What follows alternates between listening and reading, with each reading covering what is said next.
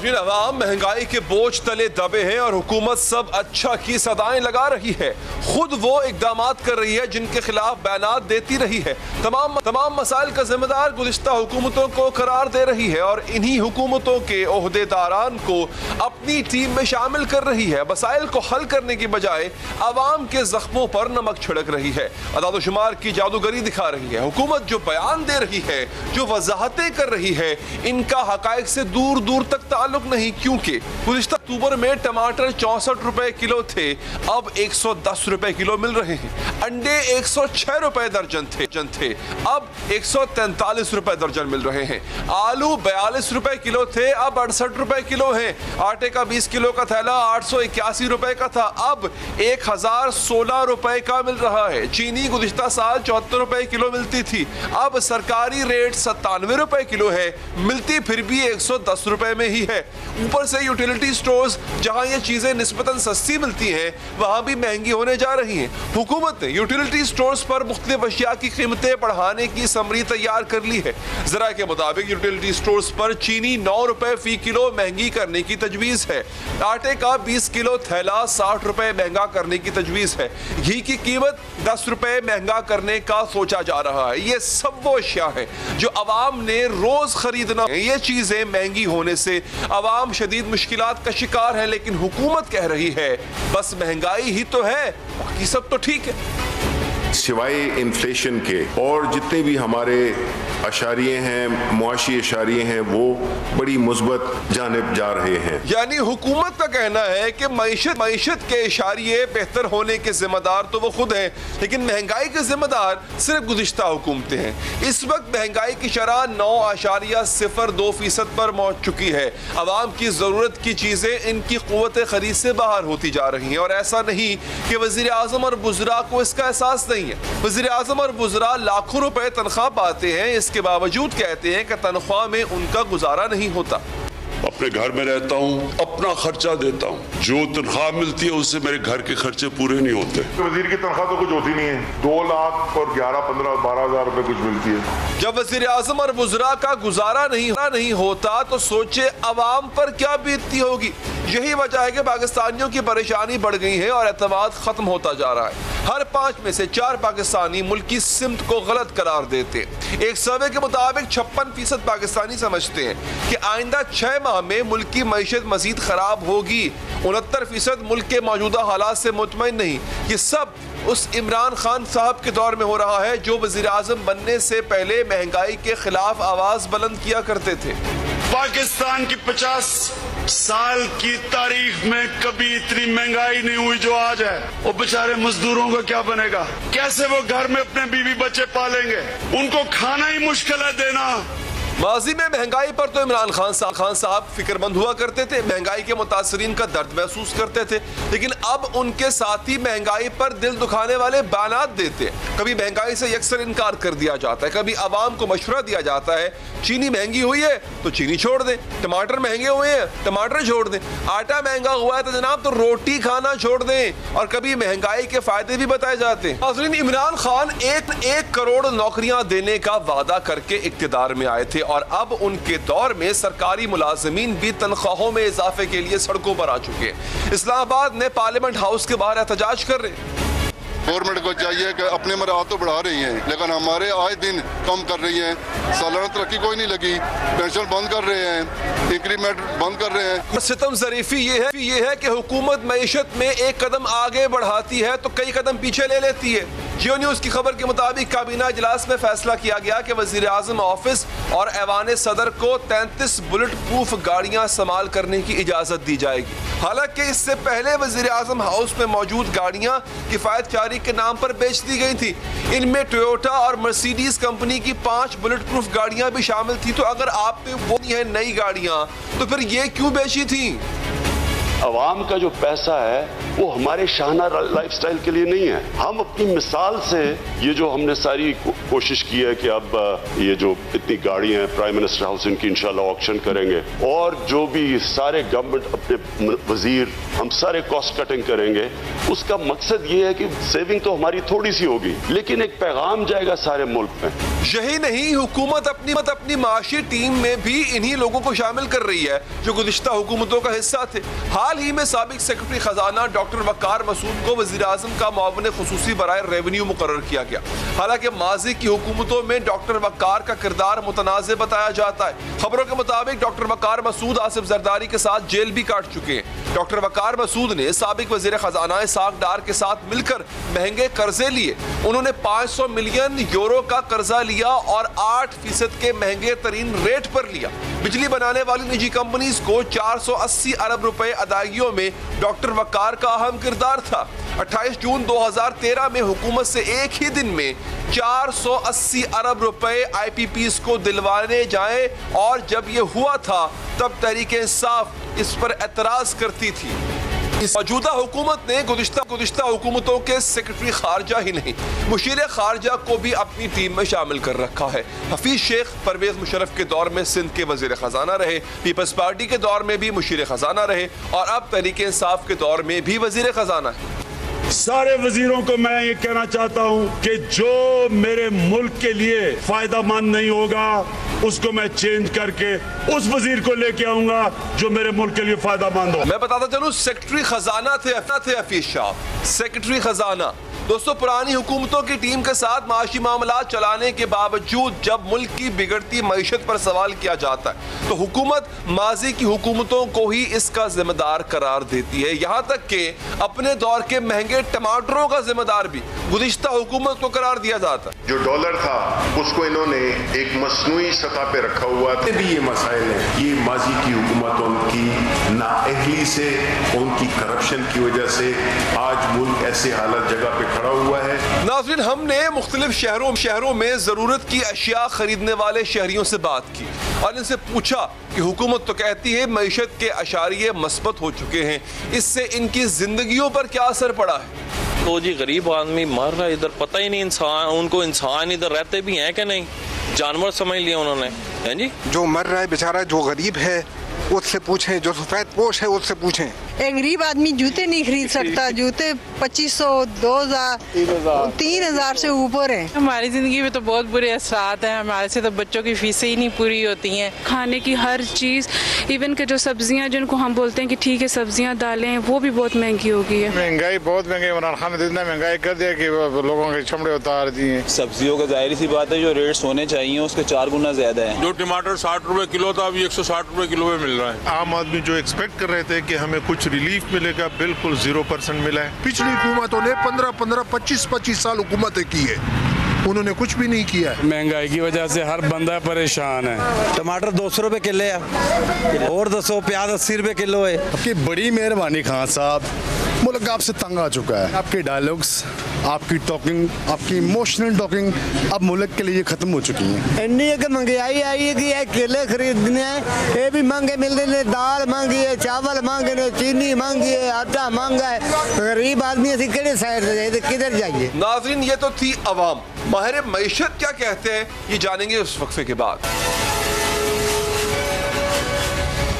हुकूमत करने के लिए बेहतरीन बैटिंग पिच थी, मौसम साजगार था, ऊपर से ऑपोजिशन की कमजोर बॉलिंग और फील्डिंग। हुकूमत को 2 साल तक अंदरूनी तौर पर और ना खारजा महाज पर किसी परेशानी का सामना था। सरकारी इदारों का मुकम्मल ताउन हासिल था। इन साजगार हालात के बावजूद, इस मिसाली ताउन के बावजूद मईशत की हालत खराब से खराब तर होती चली गई और अब मुल्क में एक हंगामे का सा माहौल है। सियासी दर्जा हरारत बुलंद है, बुलंद से बुलंद तर होता जा रहा है। अगर मुल्क सियासी अदम इस्तेहकाम की तरफ गया तो मईशत के मुस्तकबिल पर भी सवालिया निशान लग सकते हैं। लेकिन इस खतरे के बावजूद हुकूमत अपने सख्त गिर मौक़िफ़ से पीछे हटने के लिए तैयार नजर नहीं आती। नाराजी से भरी और दीवार से लगी ऑपोजिशन को मफाहमत की बजाय गिरफ्तारियों और जेलों की धमकियां दी जा रही। वज़ीर-ए-आज़म अपोजिशन के मुतालबे पे इस्तीफा देंगे। इनके पास राइट है पुरअमन एहतजाज करने का। जिस वक्त इन्होंने कानून तोड़ा, मैं इनको एक एक को जेलों में डालूंगा। इस सख्त लहजे और तल्ख रवैये के बाद यह अंदाजा लगाया जा सकता है कि शायद हुकूमत को सूरत हाल की संगीनी का एहसास नहीं है। इस वक्त मुल्की मईशत का बुरा हाल और माशी इस्तेहकाम के लिए 3 बुनियादी चीजें होती है नाज़रीन। एक, पॉलिसियों का तसलसल, दूसरा अमन व अमान की सूरत हाल और तीसरा सियासी इस्तेहकाम। इस वक्त पाकिस्तान में अमन की सूरत हाल बेहतर तो है लेकिन आइडियल नहीं है, लेकिन माशी पॉलिसियों की सूरत हाल इंतहाई खराब है। जब से हुकूमत आई है इकोनॉमिक टीम में बार बार तब्दीलियां हो रही हैं। पहले असद उमर आए, जिनके बाद हफीज शेख और शब्बर जैदी को लाया गया, फिर शब्बर जैदी चले गए और अब वकार मसूद को मावन खुसूसी बराए रेवेन्यू लगा दिया गया। अगर माशी टीम ही इस्तेहकाम नहीं होगा तो पॉलिसियों में कैसे इस्तेहकाम आएगा? माशी हालात में बेहतरी के लिए तीसरा नुकता होता है सियासी इस्तेहकाम, जो 2 साल तक तो हुकूमत को मयसर रहा और जिसके बावजूद भी हुकूमत कारकर्दगी दिखाने में नाकाम रही। हालांकि रवां बरस के आगाज में वज़ीर आज़म ने अवाम को बार बार खुशखबरी सुनाई थी, ये साल माशी खुशहाली का साल होगा। जो हमारा 2018 का 19 का साल था मुश्किल साल था, और इंशाल्लाह जो 2020 होगा वो होगा पाकिस्तान का वो साल जिसमें पाकिस्तान तरक्की करेगा, आगे बढ़ेगा, अपनी इकोनॉमी हमारी बढ़ाएगा। लेकिन हुकूमत के सख्त गिर रवैये और बेरहम एहतसाब के बयानिए ने सियासी इस्तेहकाम को भी खतरे में डाल दिया। और अगर सियासी इस्तेहकाम नहीं होगा तो माशी हालात पहले से भी ज्यादा खराब हो सकते हैं, क्योंकि जब कोई मुल्क सियासी इंतशार का शिकार होता है तो सबसे ज्यादा मुतासर उसकी मईशत होती है। इस हवाले से हमारे पास तुर्की, थाईलैंड और मशरकी अफ्रीकी ममालिक की मिसालें मौजूद हैं। पाकिस्तान की मईशत इस वक्त इंतहाई मुश्किलात की शिकार है। PTI हुकूमत की कारकर्दगी का आलम यह है कि जो GDP मुस्लिम लीग नून 5.8 पर छोड़कर गई थी वो आज खाक चाट रही है। माशी पॉलिसियों में अदम तसलसल की वजह से माशी अदम इस्तेहकाम बढ़ता जा रहा है। इदारा शुमारियात की हालिया खबर के मुताबिक रवा माली साल की पहली सहमाही में तिजारती खसारे में 2% से भी ज्यादा इजाफा हो गया और बरामदात में तकरीबन 1% कमी हो गई है। और अगर आलमी इदारों की रिपोर्ट्स पर नजर डालें तो परेशानी मजीद बढ़ जाती है। 1.5 माह पहले एशियाई तरक्याती बैंक पाकिस्तान ने 22 लाख नौजवानों के बेरोजगार होने का खदशा जाहिर कर चुका है। एशियाई तरक्याती बैंक का यह भी कहना है कि 3 माह के दौरान पाकिस्तान में 15 लाख से जायद नौजवान बेरोजगार हुए हैं, जबकि साबिक वज़ीर ख़जाना डॉक्टर हफीज पाशा बेरोजगार होने वाले अफराद की तादाद इससे कहीं ज्यादा बताते हैं। वो कहते हैं अब तक 1 करोड़ से जायद लोग अपने रोजगार से महरूम हो चुके। सिर्फ महंगाई और बेरोजगारी ही बुलंद तरीन सतह पर नहीं है, बल्कि PTI के 2 साल में मुल्क की करेंसी की कदर 40% गिराई गई। 2018 में 121 रुपए में मिलने वाला डॉलर 168 रुपए में मिल रहा है। तहरीक इंसाफ की हुकूमत ने 13,000 अरब रुपए के करीब कर्जे भी लिए, यानी जितना कर्ज नून लीग ने 5 साल में लिया उतना कर्ज तहरीक इंसाफ की हुकूमत ने 2 साल में लिया। 2019 में मुल्क की कर्जा GDP का 72% था, 2020 में बढ़कर 87% तक जा पहुंचा। गर्दशी कर्जा 1000 अरब से बढ़कर 2200 अरब हो चुका है। ये वो कारकर्दगी है जो हुकूमत ने इन 2 सालों में दिखाई है, जब हुकूमत को किसी अंदरूनी और बैरूनी चैलेंज का सामना नहीं था। इदारों ने न सिर्फ हुकूमत का साथ दिया बल्कि सरमायाकारों को भी कायल किया जा रहा था कि हुकूमत की मुकम्मल सपोर्ट करें। सिर्फ माशी तौर पर ही नहीं बल्कि कौमी सलामती के उमूर के मामले पर भी अपोजिशन से बात करने के लिए अस्करी इदारों ने हुकूमत की मदद की थी। गिलगित बल्तिस्तान में इंतखाबात के मामले पर वज़ीर आज़म के बजाय आर्मी चीफ ने ही अपोजिशन रहनुमाओं के साथ मुलाकात की थी। वज़ीर आज़म इल्म होने के बावजूद इस इजलास में शरीक नहीं हुए थे।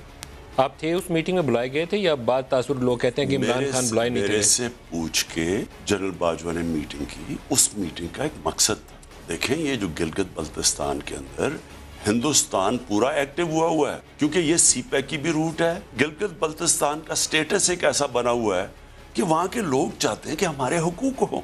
और अब कारकर्दगी दिखाने के दरवाजे हुकूमत पर आहिस्ता आहिस्ता बंद होने जा रहे हैं। जो सरमायाकार इदारों के समझाने पर हुकूमत का साथ देने पर राजी हुए थे, अब वो सियासी अदम इस्तेहकाम के बाद क्यों सरमायाकारी करेगा? और हुकूमत की 2 साल की कारकर्दगी आने वाले दिनों की भयानक मंजर कशी कर रही है। साजगार हालात में मईशत का सफर नीचे से नीचे जाता जा रहा है और अब अपोजिशन का मुल्क गिर एहतजाज हुकूमत की माशी कारकर्दगी के लिए जहर कातिल साबित हो सकता है। जो हुकूमत पुरसुकून हालात में आवाम को रिलीफ नहीं दे पाई, वो हुकूमत गैर यकीनी हालात में मुल्क की मईशत के साथ क्या करेगी? इसी हवाले से बात करेंगे। हमारे साथ मौजूद है मारूफ माहिर माइशत डॉक्टर शाहिद हसन सिद्दीकी साहब। सर शुक्रिया का। सवाल वही, हालात बेहतर थे, बेहतरीन सिविल मिलिट्री ताल्लुकात थे, हालात ऑपोजिशन कमजोर थी, कोई तंग करने वाला नहीं था, तब मईशत की जो सूरत हाल है वो आपके सामने है। मईशत नहीं चल पाई, मईशत बिगाड़ में आ गई, हम माइनस में चले गए। सर फिर कोरोना आ गया और अब कोरोना के बाद सियासी अदम इस्तेहकाम आने जा रहा है। अब किस किस्म की माशी कारकर्दगी दिखाएगी हुकूमत डॉक्टर साहब? देखिए, मैं आपसे ये अर्ज कर दूं कि पिछली हुकूमत का जो आखिरी साल था उसमें पाकिस्तान की मईशत की शरह नमू जो इस हुकूमत के दौर में बताई गई है वो 5.5% फाइनेंशियल ईयर 2018 जबकि पाकिस्तान में हंगामा आ रही थी और नवाज शरीफ साहब बरतरफ हो चुके थे, और उसी साल $5 अरब का बैरूनी सरमायाकारी आई थी स्टेट बैंक और मिनिस्ट्री ऑफ फाइनेंस के मुताबिक। इन 2 वर्षों में जो टोटल बैरूनी सरमायाकारी आई है वो $2 अरब है, जबकि पहले $5 अरब एक साल में आई थी और $2 अरब 2 साल में आई। पहले साल जो इस हुकूमत का ग्रोथ रेट रहा वो 1.9% था कोरोना से पहले 30 जून 2019। अब इस कोरोना के बाद 0.4 माइनस हो गया, और जो महंगाई पहले 3 वर्षों में 16, 17, 18 में 2.6% थी, अब ये औसत 9% है इस वक्त। ये हुकूमत के आला शुमार हैं। तो इसकी रोशनी में मैं आपको एक प्रेडिक्शन दे रहा हूँ कि जब ये 5 साल की मुद्दत इस हुकूमत की ख़त्म होगी तो औसत मईशत की शरह नमू उससे सुस्त होगी जो इनको विरसे में मिली थी। नंबर 1, महंगाई उससे काफ़ी ज़्यादा होगी, तकरीबन दुगनी से ज़्यादा जो इनको विरसे में मिली थी औसत, और कर्जों का बोझ बेतहाशा बढ़ेगा। ये सूरत हाल है जो बिल्कुल वाज़ेह तौर पर नज़र आ रही है मुख्तलिफ पॉलिसियों के नतीजे में। अच्छा, ये तमाम पॉलिसियां इस वजह से बनानी पड़ रही हैं क्योंकि पिछलों ने गलत पॉलिसियां बनाई। क्योंकि डॉक्टर साहब, हमें जब भी ये गुफ्तगू होती है तो यही उज़र सुनने को मिलता है। क्या आपको लगता है डॉक्टर साहब अब 2 साल बाद भी ये उज़र अभी भी वैलिड है? देखिए, उज़र जो भी है, सही उज़र अगर आप इजाजत दें तो मैं आपको बता देता हूँ। 1980 से ले लें, मुख्तलिफ हुकूमत आई, फौजी भी आई, 2018 तक पाकिस्तान का ग्रोथ रेट रहा है 4.7%, जो भारत, बांग्लादेश और श्रीलंका से बहुत ज्यादा कम है। तो ये तो 1900, अब मैंने 38 साल का आपको बता दिया। अब ये जो 2 साल का गुजरा है ये मैं आपको भी पता है कि ये तो अब 1% से भी नीचे चला गया है। तो इसकी बुनियादी वजह क्या है? इसकी बुनियादी वजह यह है कि जो पाकिस्तान में, जिसको आप कार्टेल या अजारादार और माफिया कहते हैं, इन माफिया का एक गठजोड़ है। और दुनिया भर में ये होता है कि जो जहाँ सरमाएदारी मईशत होती है तो लस्ट फॉर मनी में एक गठजोड़ होता है अशराफिया का, ताकतवर तबकों का। तो जो हुकूमत और हुकूमती इदारे वो उसको तोड़ते हैं, वो रेगुलेट करते हैं। बदकिस्मती से कई दिहाइयों से पाकिस्तान में जो मुल्की अशराफिया है, जिसको आप माफियाज कहते हैं, उनका, रियासती इदारों का और हुकूमत का और सूबाई हुकूमतों का एक वाज़ेह गठजोड़ है जिसके दस्तावेजी सबूत मौजूद हैं। मगर बदकिस्मती से खास तौर से 1993 के बाद और उससे खास 9/11 के बाद एक नया गठजोड़ आया, बैरूनी अशराफिया का गठजोड़, जिसमें IMF और इंपीरियलिस्टिक पावर्स थी, और डॉलर के हुसूल और इक़्तिदार के तूल देने के लिए मुल्की अशराफिया और बैरूनी अशराफिया में वाज़ेह गठजोड़ है जिसके दस्तावेजी सबूत मौजूद हैं। और ऐसी पॉलिसियां मुख्तलिफ हुकूमतों ने बनाई। मैं एक हुकूमत को टारगेट नहीं कर रहा हूं, जिससे पाकिस्तान की मईशत को नुकसान पहुंचा, गुर्बत बढ़ी, बेरोजगारी बढ़ी, लेकिन हुकूमतों को जो है वो टेन्योर को उनको एक्सटेंशन मिल गया, बाहर से डॉलर मिल गए, और इस तरीके से इस गठजोड़ की वजह से ये सारी तबाही है। अगर हम मुल्की अशराफिया के गठजोड़, बैरून अशराफिया के गठजोड़, इनका आपस के गठजोड़ को नहीं तोड़ते तो हमारी मईशत खुदा न खास्ता इसी तरह परेशानी का शिकार रहेगी जैसे कि आज है। इसको तोड़ने की जरूरत है। अगर आप इसको एक सबूत चाहिए है तो मैं आपको ये बता दूं कि 1993 से अब तक 7 हुकूमतें आई। 7 हुकूमतों ने मईशत को इस्तेहकाम देने के लिए वो IMF से मुआहदा किया जिसका नाम ही था मईशत को इस्तेहकाम दे। मगर सवाल यह है कि 7 हुकूमत ने 7 मरतबा लिया, इसका मतलब ये कि मईशत में तो इस्तेहकाम नहीं आया, मगर इनको सपोर्ट मिल गई। नंबर 1 तो ये है। दूसरे के जो मैं अशराफिया की बात कर रहा हूं, अगर 2 फिगर्स आप इजाजत दें मैं बता दूं तो सब कुछ क्लियर हो जाएगा आपको। देखिए, पिछले जो 25 साल गुजरे हैं, इसमें मुल्की कानून के तहत पाकिस्तान के कवानीन हैं, उसके तहत लोगों ने जायज और नाजायज दौलत से डॉलर खरीदे खुली मंडी से, ब्लैक मार्केट से, उसको अपने फॉरेन करेंसी अकाउंट के पाकिस्तान में बैंकों के जरिए जमा कराया और उस पैसे को मुल्क से बाहर भेज दिया कानूनी तरीके से। क्या हमें पता है कि इसका हजम कितना है? 165 अरब डॉलर कानूनी तरीके से जायज और नाजायज पैसा बैंकों के जरिए मुल्क से बाहर चला गया। आपके टोटल बैरूनी कर्जे कितने हैं? 112 अरब डॉलर। तो क्या कभी कोई सोच रहा है कि अगर ये जो 162 अरब डॉलर गया, इसको हम तालीम के लिए या इलाज मुआवजे के लिए तो जाने देते और बाकी ना देते, तो आज तो आपके ऊपर टेक्निकली बैरूनी कर्जा होता ही नहीं। दूसरी, इससे एक और अहम फिगर मैं आपको देता हूँ, बहुत पीछे नहीं जाता, बहुत बेहतरीन बात की ऑथेंटिक फिगर नहीं, ये ऑथेंटिक फिगर से मैं आपको, कोई इसमें लोग बोलते में शर्माते हैं, मगर मैं आपको बता रहा हूँ 165 अरब रुपया मुल्क के कानून के तहत बाहर चला गया बैंकों के जरिए। कोई हुकूमत इसको बदलने की हिम्मत नहीं करती क्योंकि अशराफिया। दूसरी से एक और बहुत आम फिगर है, आई ओपनर है, पिछले 7 वर्षों में 7 ईयर्स में पाकिस्तान ने 188 बिलियन का तिजारती खसारा दिखाया। 188 बिलियन डॉलर्स, जबकि पहले तो 1.5 अरब डॉलर हुआ करता था सालाना। आपको याद होगा 9/11 से पहले। अब ये जो 188 अरब डॉलर का 7 वर्षों में चला गया, इन्होंने क्या किया कि जो 140 अरब डॉलर 140 बिलियन डॉलर्स की रेमिटेंसेस पाकिस्तान आई, उसके बड़े हिस्से को अगर हम मईशत की ग्रोथ की तरफ ले जाते, सरमायाकारी की तरफ ले जाते, तो आज आपका ग्रोथ रेट जो है 10% होता। हमने क्या किया कि इससे बरामदात को कम करने बढ़ाने के बजाय हमने इस पैसे से करंट अकाउंट को कम करके 160 अरब पे ले आए। अब हम कहते हैं करंट अकाउंट डेफिसिट। अरे भाई, आपने तो रेमिटेंसेस को कम किया है, तो रेमिटेंसेस को तो सरमायाकारी में जाना चाहिए, तो मईशत की ग्रोथ के लिए आपने बरामदात को गिरने दिया क्योंकि आप cost of production, petroleum levy, बिजली गैस और जीएसटी दर ऊंचे रख रहे हैं। तो बांग्लादेश की बरामदात 40 अरब डॉलर, मेरे मुल्क की बरामदात 21 अरब डॉलर 2011 से आज नीचे है। तो ये जो खेल हो रहा है, तरसीलात, रेमिटेंसेस और ट्रेड डेफिसिट, दो। तीसरी एक फिगर दे दूं, इस हुकूमत के बजट डॉक्यूमेंट्स में लिखा है कि 2 वर्षों में ताकतवर तबकों को और दूसरे तबकों को 214 अरब डॉलर की कंसेशन दी गई बजट डॉक्यूमेंट में। चोरी इसके अलावा है।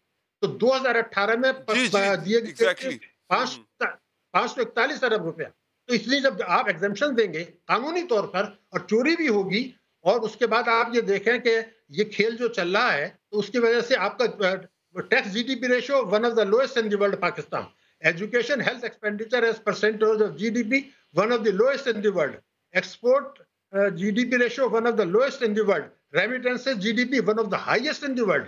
तो और आपको ये पता है कि global competitive index, corruption index, human development index में जनूबी एशिया में तकरीबन सबसे पीछे हम हैं। तो वो जौहरी ताकत जिसको अल्लाह मियां ने दूसरों से ज्यादा वसाइल दिए, भारत से ज्यादा वसाइल है, बांग्लादेश से बहुत ज्यादा है, हम उनसे क्यों पीछे जा रहे हैं, उसकी वजूहात मैंने आपको बताई थी। दुनिया के किसी मुल्क ने इतनी एमनेस्टी नहीं दी पिछले 1993 से अब तक। ठीक है, बहुत बहुत शुक्रिया डॉक्टर साहब, आपके कीमती वक्त और आपकी राय का। एक वक्फा लेते हैं नाज़रीन, वक्फे के बाद बात करेंगे कि PIA किस तरह से नुकसान से अब प्रॉफिट में आ रही है, लेकिन उसके लिए क्या क्या कुछ किया गया। वक्फे के बाद बात करते हैं। नाज़रीन, पाकिस्तान में हर जानिब बुरी खबरें ही नहीं, कुछ अच्छी खबरें भी हैं। और अच्छी खबर यह है कि सियासी भर्तियों, पै दर पै तब्दीलियों और बद इंतजामी ने जिस PIA का भुरकस निकाल दिया था, नाज़रीन 5 बरस लगातार खसारे का सामना करने वाली वही PIA मुनाफे में आ गई। पाकिस्तान की कौमी एयरलाइन ने 2019 में 7.8 अरब का मुनाफा कमाया। 2018 में PIA को 19 अरब 80 करोड़ रुपए का नुकसान हुआ। 2017 में 17 अरब, 2016 में 14 अरब रुपए का खसारा हुआ। PIA मुसलसल खसारे में थी। अब से 2 साल पहले तक नून लीग की हुकूमत PIA को स्टील मिल के साथ फ्री देने की ऑफर कर रही थी। I don't know if there would be a buyer for PIA after next election, but I hope there is one, and we should just try and sell this PIA. And I will do an offer. Whoever buys PIA, I'll give them Pakistan steel for free. Seriously, I mean, I'll take all the liabilities. I'll give Pakistan steel for free.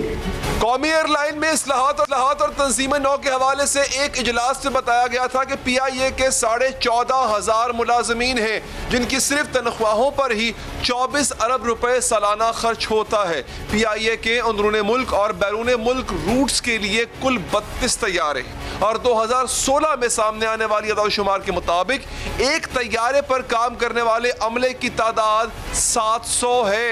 जी हाँ, कौमी airline में होने वाली बहुत सी भर्तियों को सियासी भी करार दिया जाता है।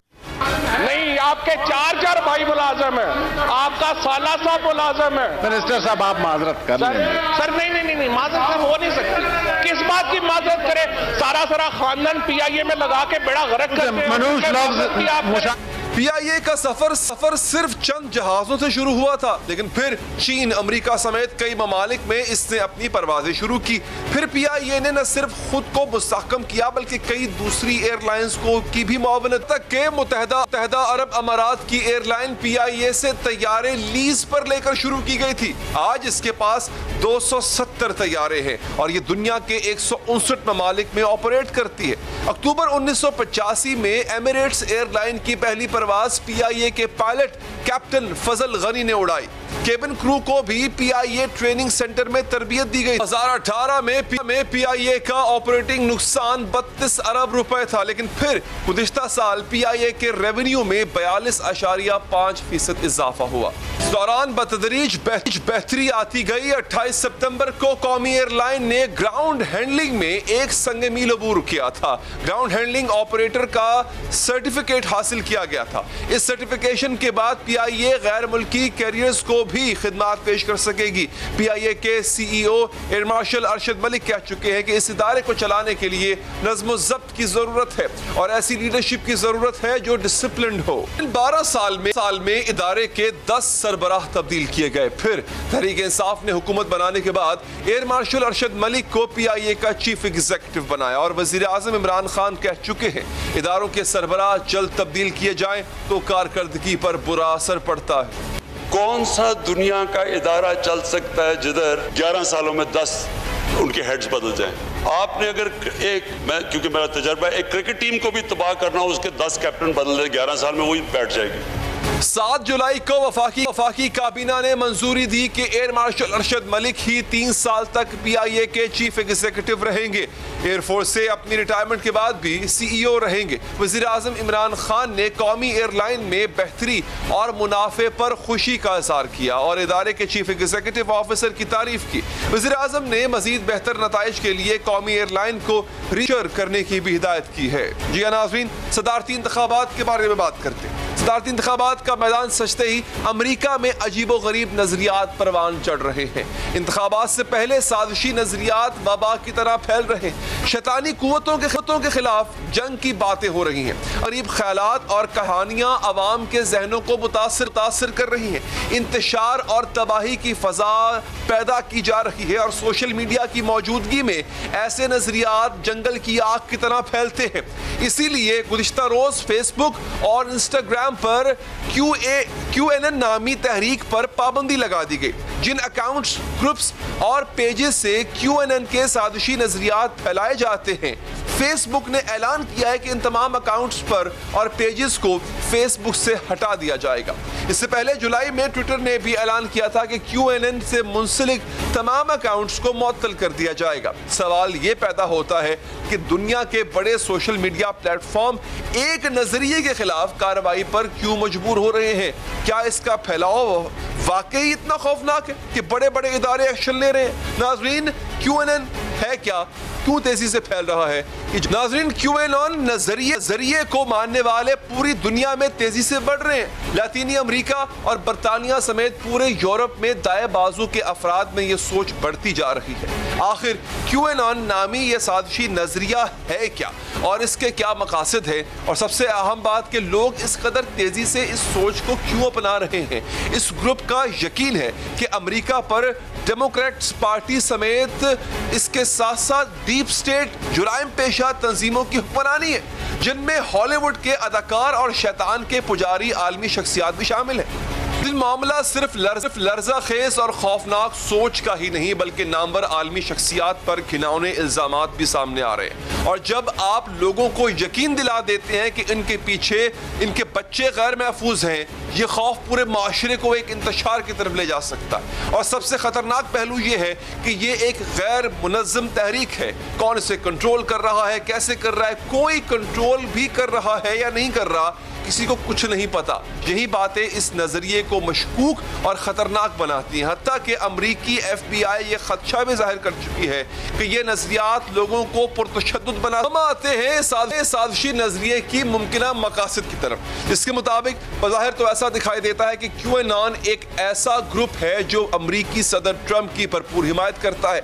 QAnon की बास कहानियों के मुताबिक ट्रंप को इसलिए मुंतखब किया गया था ताकि वो अमरीका को, इंसानों को खाने वाले शैतानों से बचा सके। ये हिमायत यकतरफा नहीं बल्कि सदर ट्रंप भी इन लोगों को पसंद करते। 1.5 माह पहले अमरीकी सदर से जब सवाल हुआ तो उन्होंने इस तहरीक से तो लाइलमी का जाहिर किया, लेकिन इनके नजरियात से सिर्फ ट्रंप ही नहीं बल्कि रिपब्लिकन पार्टी में QAnon के हामियों की तादाद बढ़ती जा रही है। ऐसे उम्मीदवारों को सामने लाया जा रहा है जो न सिर्फ इस साजिशी नजरिए पर पक्का यकीन रखते बल्कि खुलेआम QAnon के नजरियात का प्रचार भी करते। प्रोग्राम का वक्त यहाँ पर खत्म हुआ चाहता है। दीजिए इजाजत नाज़रीन, अल्लाह ने के बाद।